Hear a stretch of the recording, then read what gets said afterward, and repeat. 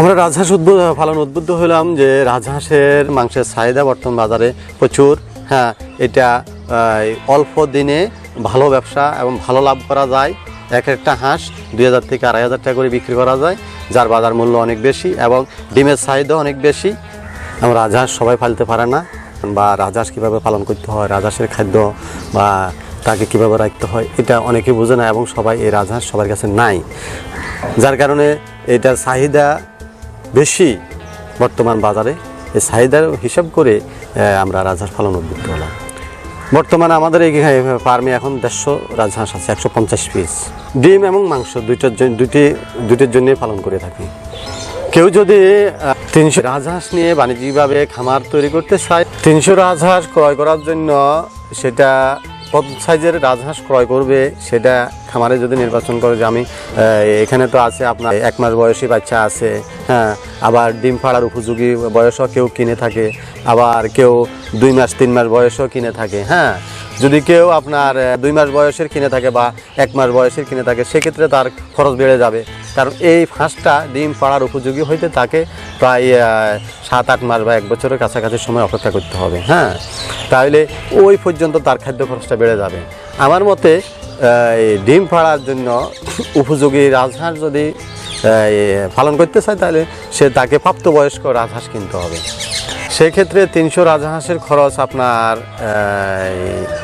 প্রায় 4 লক্ষ টাকা খরচ আসতে পারে। 300 রাজহাঁস থেকে 1 বছরে তো অনেক টাকা ইনকাম করা সম্ভব। সেটা হলো আপনার এই উন্মুক্ত পরিবেশে পালন করলে সে অনেক ভালো একটা প্রফিট পাবে, আর বদ্ধ পরিবেশে পালন করে রাজহাঁস সে লাভ করতে পারবে না। রাজহাঁস মূলত উন্মুক্ত পরিবেশে পালন করতে হয়, প্রাকৃতিক ঘাস খায়।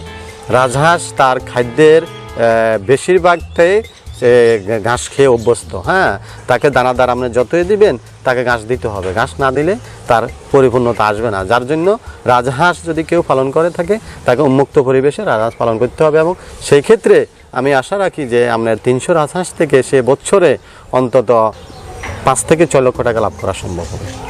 রাজহাঁসের খামার করার জন্য জায়গা একটু উঁচু এবং খোলা পরিবেশে চারণভূমির পাশে যদি হয় তাহলে ভালো হয়। উন্মুক্ত পরিবেশে রাজহাঁসের ঘর তৈরি করতে হয়।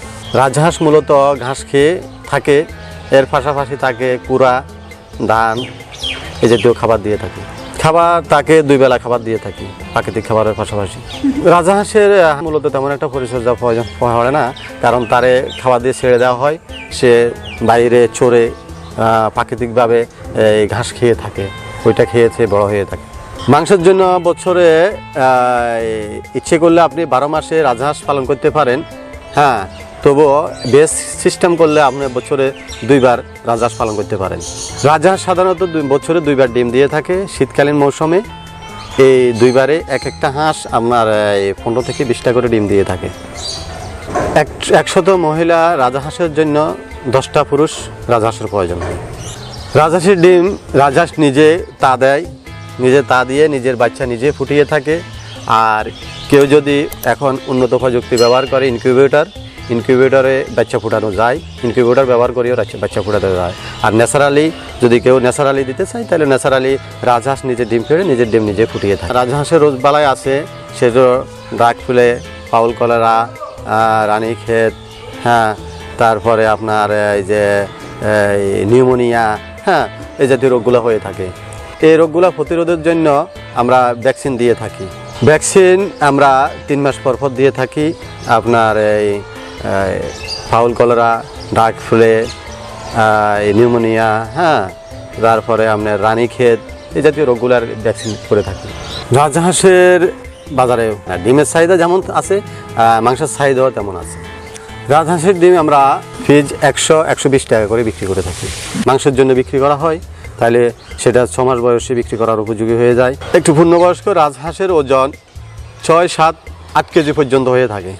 রাজহাঁসের ক্ষেত্রে বছরের আপনার বর্ষার শুরুতে পালন করা উত্তম, কারণ হাঁসের জন্য হলো পানি। এখন হাঁস বর্ষার শুরুতে যখন আপনি হাঁস পালন শুরু করলেন, তাহলে তার জন্য পানি খাইলেন, এবং তার যদি চারণভূমি দেওয়া হয়, সেখানে প্রাকৃতিক খাবারগুলো পাইলেও হাঁস বর্ষার শুরুতেই রাজহাঁসের পালন করা উচিত। কেউ যদি ছোট পরিসরে রাজহাঁস পালন করতে চায়, আমি বলবো যে তিনি যেন উন্মুক্ত পরিবেশে রাজহাঁস পালন করে। বদ্ধ পরিসর রাজহাঁস পালন করে লাভ হবে না। উন্মুক্ত পরিবেশ যদি না থাকে, আমি মনে করব যে রাজহাঁসের এই বদ্ধ পরিসরে পালন না করাই ভালো। উন্মুক্ত পরিবেশে পালন করুক এবং ছোটোখাটো পরিসরে শুরু করলে আপনার 50টা দিয়ে যদি কেউ শুরু করতে চায় বা 100টা দিয়ে যদি কেউ শুরু করতে চায়, তাহলে তার চারণভূমি সে পাশাপাশি যেন এই খামারটা তৈরি করে, তাহলে তার খাদ্য খরচ কম আসবে, লাভের অংশটা বেড়ে যাবে।